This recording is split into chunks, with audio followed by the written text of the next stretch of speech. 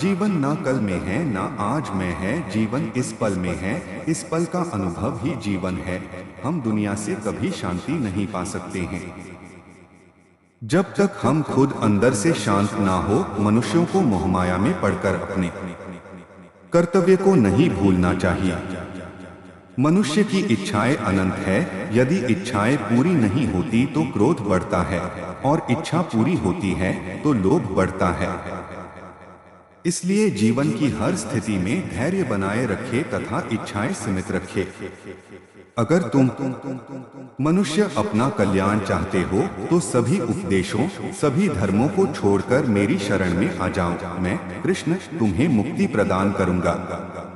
कर्मयोगी अपने मन और बुद्धि की शुद्धि के लिए ही अपने शरीर, मन, बुद्धि और इंद्रियों के साथ आसक्ति रहित होकर कर्म करते हैं। हे अर्जुन, मैं सर्वज्ञ हूँ, मैं इस सृष्टि का रचनाकार हूँ। मैं भूत, वर्तमान और भविष्य के सभी प्राणियों को तथा उनके विचारों को जानता हूँ, किंतु वास्तविकता में कोई नहीं जानता है, ना ही समझता है।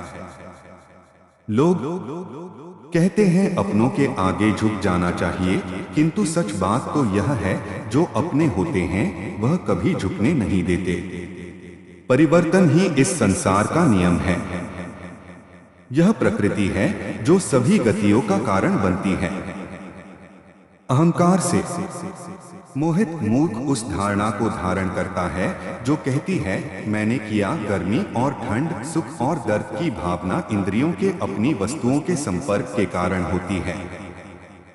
वे आते हैं और चले जाते हैं चिरकाल तक। आपको उन्हें स्वीकार करना चाहिए।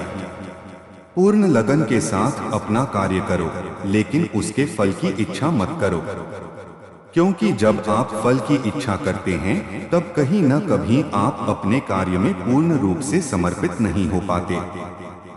गति के लिए चरणों पर ध्यान देना आवश्यक है, किंतु प्रगति के लिए सदैव आचरण पर ही ध्यान देना चाहिए।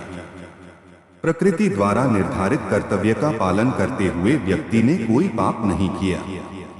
जिसका मन उसके वश में नहीं है, उसके लिए उसका मन शत्रु के समान है।